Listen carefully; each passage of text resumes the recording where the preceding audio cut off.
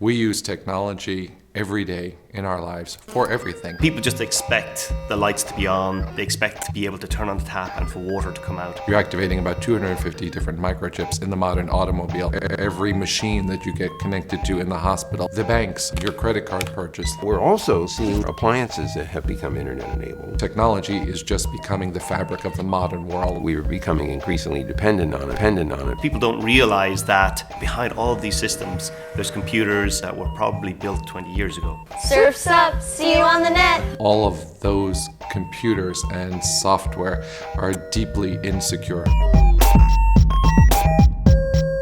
The standard view of a cyber criminal is some 16-year-old pimply kid in his mom's basement hacking away at a keyboard in between playing World of Warcraft or Call of Duty. But it's changed. Today, it's actually a business, and it's run by traditional organized crime groups and new modern organizations.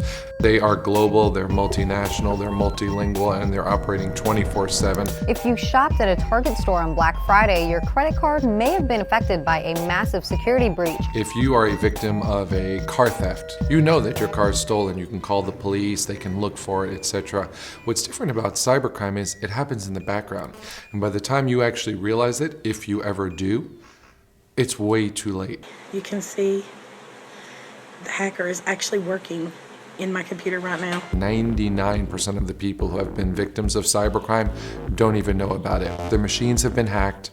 The bad guys are living inside your computer. They're monitoring what you're doing. According to the latest studies in 2014, the average time to detection is over 200 days. And that doesn't matter if you're a mom sitting at home or the major corporation in Silicon Valley. 200 days across the board. By the time you realize you've got a problem, it's way too late. All of your customers' credit cards are now out on the internet, where people are starting to short your stock in really odd ways. One hacker group may have stolen up to $1 billion from banks around the world. Kaspersky says the cyber attacks are still happening. They're going to first break into a computer in Buenos Aires, and from there going to hop to a computer in Italy, and from Italy they'll go to London, and then they'll go to the bank that they want to take over in New York.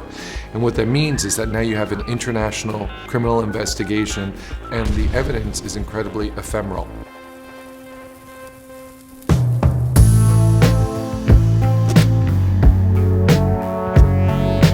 For some parts of the world, the whole concept of cyber and internet and computers is so new. They have absolutely no laws against cybercrime. If we don't have a legal framework that allows the countries to cooperate, then the victim can't do much about the attacker. We don't have a set of frameworks that address the full range of cyber hazards.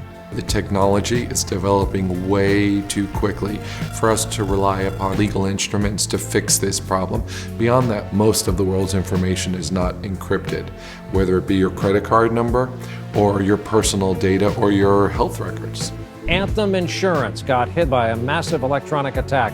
The hackers made off with many of the necessary tools to do a whole lot of damage to a lot of people. We have the attackers running very, very quickly, and it's very difficult to defend against them. The real challenge for all of us is really, do I feel safe in this online environment? There's never been a better time for exponential change in the cybersecurity world. I think that the next big technology should be the creation of a safer internet.